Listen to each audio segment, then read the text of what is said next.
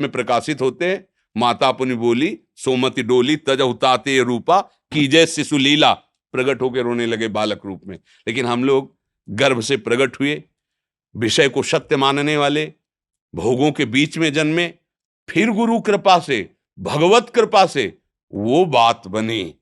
जब हम जिन सूत्रों को समझाना चाहते, जो भगवान ने कहा है, उन सूत्रों को जब इन्होंने जीवन में धारण किया, तो फिर मोरे मन प्रभुस विश्वासा राम ते अधिक राम कर दा, इसमें ज्यादा आकर्षण चित्त में, समझ रहे ना।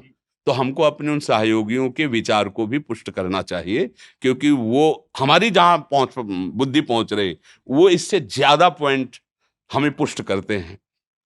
जब हम किसी भक्त का चरित्र पढ़ते तो मुझे जो उत्साह होता है, क्योंकि मुझे पता है मेरे भगवान सर्व सामर्थ्यशाली है। सरसों की दाने की तरह शेष भगवान के फण पे अनंत ब्रह्मांड भय। ऐसे पलक, इसे निमेष कहते हैं, इसे समय में इसे निमेष कहते हैं। ऐसे पलक झपकते अनंत ब्रह्मांडों की रचना कर दी। वो किसी के लिए घर बनवा दे तो बड़ी बात है क्या है? किसी के लिए सुदामापुरी कर दे, उनके लिए बड़ी।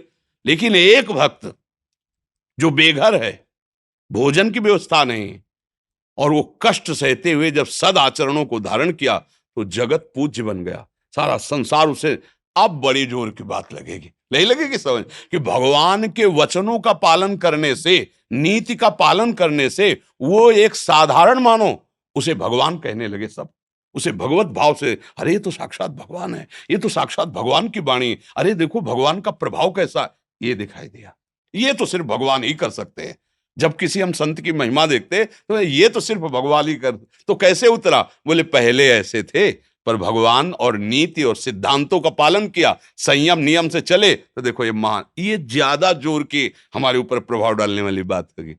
आपको कैसा लग रहा है बात? बहुत अच्छी लग रही है, और मैं इसके ऊपर अब फिल्म बनाऊं। जी, जी। आपका आशीर्वाद चाहिए बस। जी, जी। नैतिकता के जो आने वाली जो हमारी जनरेशन है, हाँ, हमने बहुत 48 जीवन मूल्यों के ऊपर हमने फिल्में बनाई हैं, और के आगे जो आए वो संतों की महिमा को भी समझ सके, नैतिकता से जुड़े, सत्य अहिंसा। हाँ, और संत किसी एक भेष का नाम नहीं है, संत एक स्थिति है, ये भी बात समझिए।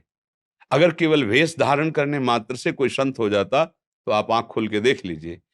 तो ये भी शिक्षा दी जा सकती है कि आप पैंट शर्ट में, आप पैजामा कुर्ता में, आप संसारिक वेश में भी आप संत कहला सकते हैं। अगर ऐसे आचरण है, ऐसे नियम से चलते हो, तो जो संतों को गति होती है, मुनियों को गति होती है, वही पैंट शर्ट में तुम्हें वही गति प्राप्त होगी।